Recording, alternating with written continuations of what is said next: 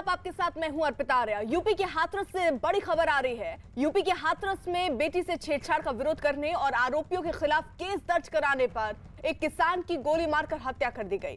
परिवार के मुताबिक जिस समय 52 साल के किसान को गोली मारी गई, उस समय वो अपने खेत में काम कर रहा था। बेटी के साथ पत्नी भी मौजूद थी। परिवार का दावा है कि जुलाई 2018 में 52 साल के किसान ने अपनी बेटी के साथ छेड़छाड़ का विरोध किया था और 6 आरोपियों के खिलाफ केस दर्ज कराया था, जिसके बाद मुख्य आरोपी गौरव 15 दिन जेल भी रहा था और इसी के बाद से दोनों के बीच रंजिश चल रही थी। परिवार का आरोप है कि जिस समय किसान खेत में आलू की खुदाई कर रहे थे, उसी समय गौरव अपने साथियों के साथ आया और ताबड़तोड़ गोलियां बरसा दी। किसान के अस्पताल ले जाते समय मौत हो गई। यूपी के मुख्यमंत्री योगी आदित्यनाथ ने मामले को बेहद गंभीरता से लिया और पुलिस को सख्त कार्रवाई करने के निर्देश दिए, जिसके बाद 24 घंटों के भीतर ही एक आरोपी ललित शर्मा को गिरफ्तार किया गया और उस पर एनएसए के तहत भी कार्रवाई की गई। परिवार का आरोप है कि आरोपी ने पहले ही फोन पर जान से मारने की धमकी दी थी। उसने मेरे पापा को गोली मारी। प्लीज मुझे इंसाफ दे दो। प्लीज मुझे इंसाफ दे दो। कहाँ गांव के लोग थे? चाहिए। पहले उसने मेरे साथ छेड़खानी की और रामजादे ने मेरे पापा ने केस कर दिया और उसने चिढ़ के मेरे पापा को गोली मारी। घटना के बाद परिजनों की लिखित तहरीर के आधार पर 4 नामजद आरोपियों के विरुद्ध सुसंगत धाराओं में अभियोग पंजीकृत किया गया है। इनकी शीघ्र गिरफ्तारी हेतु टीमों का गठन कर दिया गया है और हम अथक प्रयास कर रहे हैं और शीघ्र इन्हें गिरफ्तार करके इन चारों अभियुक्तों के विरुद्ध सख्त से सख्त कानूनी कार्रवाई अमल में लाई जाएगी। हाथरस के कोतवाली शासकीय क्षेत्र के एक गांव में एक व्यक्ति की जो खेत में आलू खोद रहा था, उसकी ताबड़तोड़ फायरिंग कर निर्मम हत्या कर दी गई है। हत्या से इलाके में दहशत का माहौल है। बताया जा रहा है कि 2018 में मृतक ने एक व्यक्ति के खिलाफ छेड़छाड़ की धाराओं में मुकदमा दर्ज कराया था। उसी बात को लेकर लगातार आरोपी मृतक पर दबाव बना रहा था कि मामले में फैसला करने का दबाव बना रहा था। उसी के बाद फैसला ना होने के बाद आरोपी ने इस घटना को अंजाम दिया है। दिन दहाड़े खेत में जाकर ताबड़तोड़ फायरिंग की है। लगभग 20 राउंड फायरिंग हुई है। उसके बाद से लगातार पुलिस इस मामले में आरोपियों की तलाश कर रही है। अभी एक आरोपी को गिरफ्तार करके जेल भेजा जा रहा है। बाकी के 3 आरोपी फरार हैं। उनकी तलाश में तजवीज़ दी जा रही है। किसान की बेटी का आरोप है कि हत्याकांड वाले दिन सुबह भी आरोपी गौरव के साथ विवाद हुआ था और आरोपी ने उसके साथ छेड़छाड़ की कोशिश करते हुए पुराना केस वापस लेने के लिए दबाव बनाया था। हम अपने ट्यूबवेल पे आ गए थे खेतों पे, वही पापा आलू खुदवा रहे थे खेतों पे। उसके बाद इसने फिर से कमेंटबाजी शुरू की, तब मैंने वहाँ पे इसे जवाब दिया। उसके बाद फिर इसने मेरे साथ बदतमीजी की, उसकी मौसी ने, उसकी बीवी ने। फिर उसके बाद पापा आ गए वहाँ पे, पापा ने भी इनको वहाँ से लताड़ के भगा दिया। तब ये लोग वहाँ से चले गए धमकी देते हुए इसकी मौसी की, शाम तक तेरा ये करवा दूंगी, वो करवा दूंगी, ये सब धमकी दी। इसकी बीवी ने भी धमकी दी मुझे। फिर उसके बाद कुछ नहीं हुआ। 2-3 घंटे बाद 3:30 बजे के समथिंग फिर वो आया है वहाँ से, गाड़ी अपनी दूर उसने खड़ी की है और 4-5 लोग निकले हैं उसमें से और मेरे पापा को फिर गोली मारी है। मैं और मम्मी उस टाइम पे खाना देने गए थे पापा को, तो हमारे सामने ही उसने गोली मारी है पापा को। वो बोल रहा था कि केस वापस ले लो वरना मैं मार दूंगा, ये कर दूंगा, वो कर दूंगा, धमकी देता था पहले। ये जो प्रोफाइल पे फेसबुक पे लगा हुआ है यही है। ये गौरव शर्मा है सर। ये आतंकवादी एक नंबर का आतंकवादी है ये। किसी भी पार्टी से संबंध रखता है? सपा। सुमित शर्मा हमारे सहयोगी इस वक्त जुड़ चुके हैं, हाथरस में ही वो मौजूद हैं। सुमित, किस तरीके से अभी कार्रवाई आगे बढ़ रही है और परिवार वाले क्या कह रहे हैं? जो धमकियां मिली थी, क्या उसकी शिकायत पुलिस पे करवाई गई थी? देखिए, जिस तरह से पीड़िता का कहना है इस पूरे मामले में कि जिस तरह से कल ये इनकी कहासुनी हुई थी, उसके बाद लड़की ने तुरंत ही स्थानीय थाने में फ़ोन करके शिकायत दर्ज कराई थी। तो थाने से बताया गया था कि आप 112 पे फ़ोन करिए, हमसे पहले 112 की गाड़ी वहाँ पहुँच जाएगी। उसी की थोड़ी देर बाद ही ये जो आरोपित हैं वहाँ पहुँचते हैं और इस घटना को पूरी तरह से अंजाम दे देते हैं। कहीं ना कहीं पुलिस की लापरवाही भी यहाँ देखने को मिली है। वही अगर हम आज की बात करते हैं, जिस तरह से न्यूज़ 18 इस खबर को प्राथमिकता से दिखाया है, उसके बाद मुख्यमंत्री ने इस पूरी मामले में संज्ञान लेते हुए आरोपियों के खिलाफ एनएसए के तहत कार्रवाई करने का आश्वासन दिया है। उसी के बाद से आईजी अलीगढ़ पीयूष मोडिया जनपद हाथरस में कैंप कर रहे हैं। मामले में 12 लोगों को हिरासत में लेकर पुलिस पूछताछ भी कर रही है। अभी एक आरोपी को पुलिस ने गिरफ्तार करके जेल भेज दिया है। वहीं बाकी के 3 नामजद आरोपियों की गिरफ्तारी के लिए पुलिस ने टीम बनाई है, जो टीम जनपद के अंदर व जनपद के बाहर विभिन्न जगह जा जाकर दबिश दे रही है। पुलिस की अगर बात माने तो आईजी साहब का कहना है कि मामले में आज ही हम गिरफ्तारी करके इसमें सफल अनावरण कर लेंगे। जी सुमित रहिए जरा सा। देखिए, हाथरस में छेड़छाड़ के विरोध में किसान की हत्या के मामले को मुख्यमंत्री योगी आदित्यनाथ ने बेहद गंभीरता से लिया। मुख्यमंत्री ने आरोपियों को तुरंत गिरफ्तार करने के निर्देश दिए हैं। मुख्यमंत्री ने साथ ही आरोपियों के खिलाफ राष्ट्रीय सुरक्षा कानून यानी एनएसए लगाने के निर्देश दिए। इस मामले में पुलिस ने एक आरोपी को गिरफ्तार कर लिया, जबकि बाकी 5 आरोपियों की गिरफ्तारी के लिए 4 टीमें बनाई गई। कुल 6 लोगों के खिलाफ केस दर्ज हुआ है, जिनमें से 2 अज्ञात हैं। मामले की गंभीरता को देखते हुए पीड़ित परिवार को पुलिस सुरक्षा भी दी गई है। पहले दिन से कहा है मुख्यमंत्री जी ने कि किसी भी प्रकार की कोई घटना को अंजाम देगा, वो भी बहन बेटियों के मामले में कोई नरमी नहीं बरती जाएगी, चाहे वो कोई भी हो, चाहे कितना बड़ा कोई हो, उसके खिलाफ सख्त कार्रवाई होगी। कार्रवाई के निर्देश दिए गए हैं। 2 गिरफ्तारियां हुई हैं। बाकी जो लोग हैं वो बहुत देर तक कानून से बच नहीं सकते। मेरे द्वारा, हमारे जिले के पुलिस अधीक्षक द्वारा और अन्य पुलिस अधिकारियों द्वारा मौके पर मुआयना करके परिवार के लोगों के साथ में जो है घटना के संबंध में जानकारी प्राप्त की गई। पुलिस द्वारा बहुत सारी टीमें गठित की गई। 4 टीमें अलग अलग क्षेत्रों में तुरंत रवाना की गई और नामजद जो 4 अभियुक्त हैं उनमें से एक अभियुक्त की रात्रि में ही पुलिस द्वारा गिरफ्तारी कर ली गई। अन्य अभियुक्तों की गिरफ्तारी भी शीघ्र कर ली जाएगी। सुमित, किसी प्रकार की अभी और कामयाबी मिली? क्योंकि एक गिरफ्तारी हुई थी, कुछ और जानकारी मिल रही है अभी? देखिए, अभी सूत्रों के हवाले से खबर मिल रही है कि पुलिस जनपद के बाहर कई जगह दबिश दे रही है। आरोपी की जल्दी गिरफ्तारी की जाएगी। सर्विलांसिंग के जरिए आरोपी का कुछ पता चला है। अभी ये कहे जाना मुमकिन नहीं है कि उसकी गिरफ्तारी कर ली गई है, लेकिन जब तक आधिकारिक पुष्टि नहीं होती है तब तक नहीं बता सकते हैं। बताया जा रहा है कि शाम तक इसमें से और 2 आरोपियों को पुलिस द्वारा गिरफ्तार कर लिया जाएगा। रहिए जरा साथ। वहीं हाथरस में छेड़छाड़ के विरोध में पिता की हत्या के मामले में बीजेपी ने समाजवादी पार्टी पर सीधा हमला बोला। योगी सरकार में मंत्री अनिल राजभर ने समाजवादी पार्टी के लोगों पर उत्तर प्रदेश की कानून व्यवस्था को खराब करने का आरोप लगाया। इसके अलावा कन्नौज से बीजेपी सांसद सुब्रत पाठक ने भी समाजवादी पार्टी पर निशाना साधा। सुब्रत पाठक के मुताबिक हत्या करने वाला समाजवादी पार्टी से जुड़ा हुआ नेता है, जिसका नाम गौरव है। इतना ही नहीं, सुब्रत पाठक ने आरोप लगाया कि समाजवादी पार्टी गुंडों की पार्टी बन गई है और समाजवादी पार्टी में ही इस तरह के लोगों को संरक्षण मिलता है। लेकिन योगी सरकार किसी भी आरोपी को छोड़ेगी नहीं। हाथरस में एक घटना घटी है और एक गरीब ब्राह्मण बेटी के पिताजी की हत्या कर दी गई।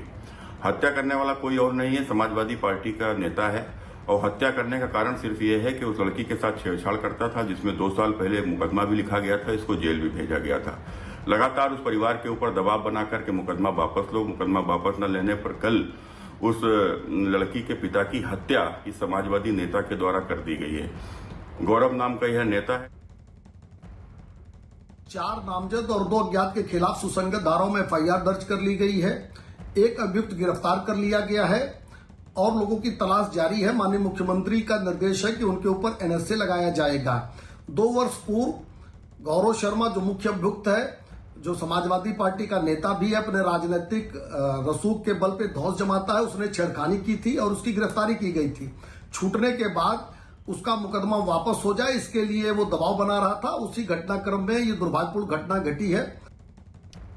सुमित, जिस तरीके से बीजेपी का ये कहना है कि ये जो शख्स है गौरव, जिसका नाम बताया जा रहा है, ये सीधे सीधे समाजवादी पार्टी से जुड़ा हुआ है, समाजवादी पार्टी की तरफ से कोई सफाई इस बात बताई है?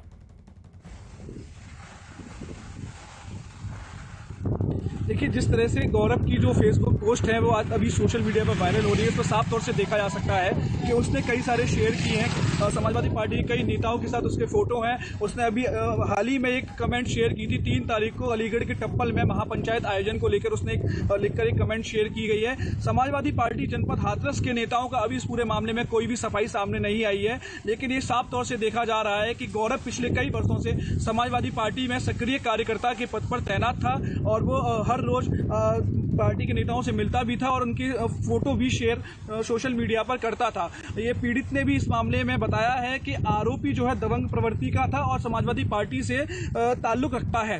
जी बिल्कुल सुमित, रहिए आप जरा साथ। वहीं हाथरस हत्याकांड पर समाजवादी पार्टी प्रमुख अखिलेश यादव ने भी एक ट्वीट करते हुए यूपी सरकार पर निशाना साधा। अखिलेश यादव ने बाकायदा ट्वीट किया और लिखा कि हाथरस की बेटी के बाद अब हाथरस में एक और बेटी के साथ हुई छेड़खानी की शिकायत करने वाले पिता की सरेआम हत्या का दुर्दांत कांड हुआ है।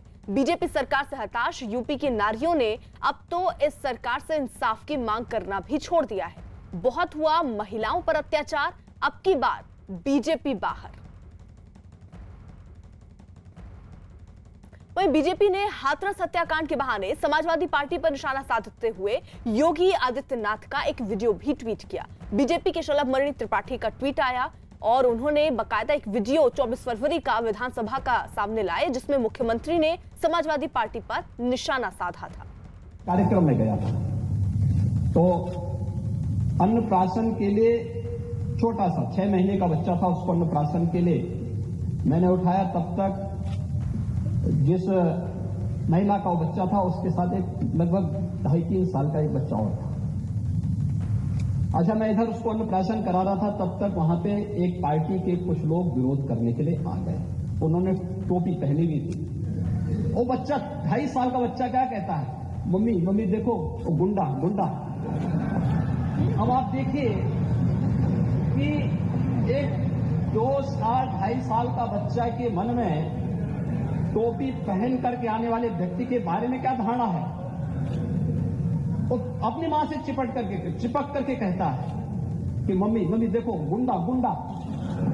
यानी ये धारणा सामान्य रूप से बन चुकी है। और सुमित, यानी बीजेपी अब सीधे सीधे यहां पर समाजवादी पार्टी को घेरती हुई नजर आ रही है, जहां एक तरफ ये आरोप बीजेपी की तरफ से लगाए जा रहे हैं कि ये समाजवादी पार्टी का ही गुंडा है गौरव नाम का ये शख्स, और साथ ही साथ बाकायदा वीडियो भी ट्वीट किए जा रहे हैं जिसमें बताया जा रहा है कि लोगों की धारणा समाजवादी पार्टी को लेकर क्या है।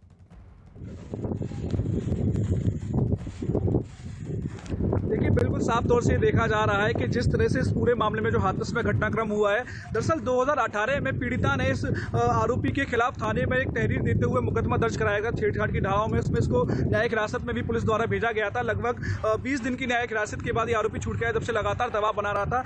अब देखा ये जा रहा है कि पूरी तरह से मामला ट्वीट वार में नजर आ रहा है। जिस तरह से समाजवादी पार्टी यूपी की कानून व्यवस्था को लेकर लगातार ट्वीट कर रही है, चाहे पूर्व मुख्यमंत्री अखिलेश यादव हो, इसी को लेकर भाजपा के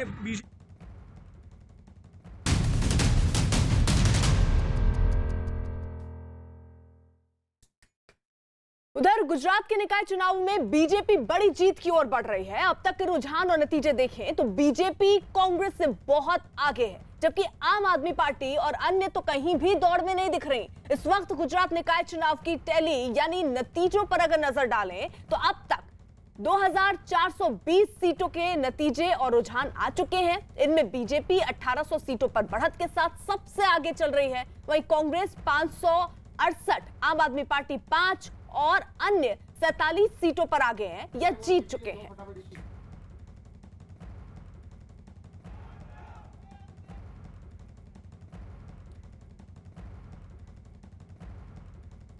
गांधीनगर बीजेपी ऑफिस से मयूर हमारे साथ हमारे सहयोगी इस वक्त जुड़ चुके हैं। मयूर, किस तरीके के अपडेट अभी तक सामने आ रहे हैं? और सीधे सीधे जो दिख रहा है वो ये कि बीजेपी बड़े बढ़त के साथ, और बीजेपी ऑफिस में आप हैं, जरा दिखाइए तस्वीरें किस तरीके से जश्न की।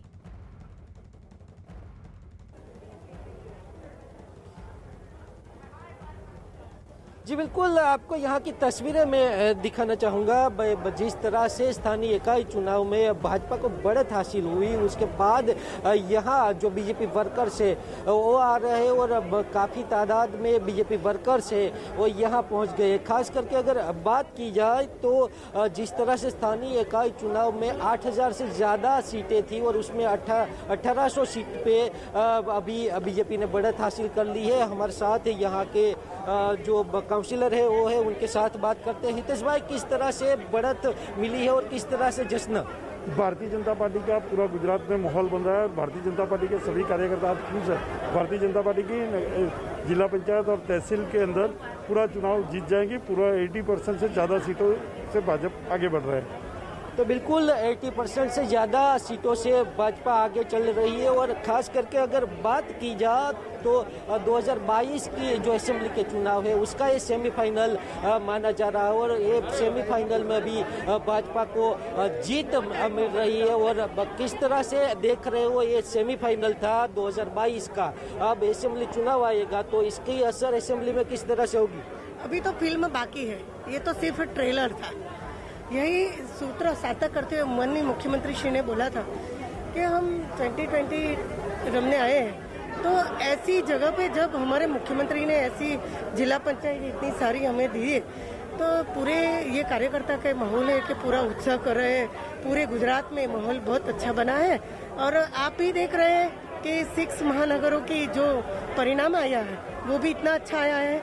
और ये भी जनता जनादेश का जो आदेश है वो हमने सिर पर चढ़ाया है और हमारी जंगी बहुमती हुई है। जिस तरह से भाजपा को बढ़त मिली है, जीत मिल रही है, किसको श्रेय जाता है या किस तरह से लोगों ने आपको वोट किया?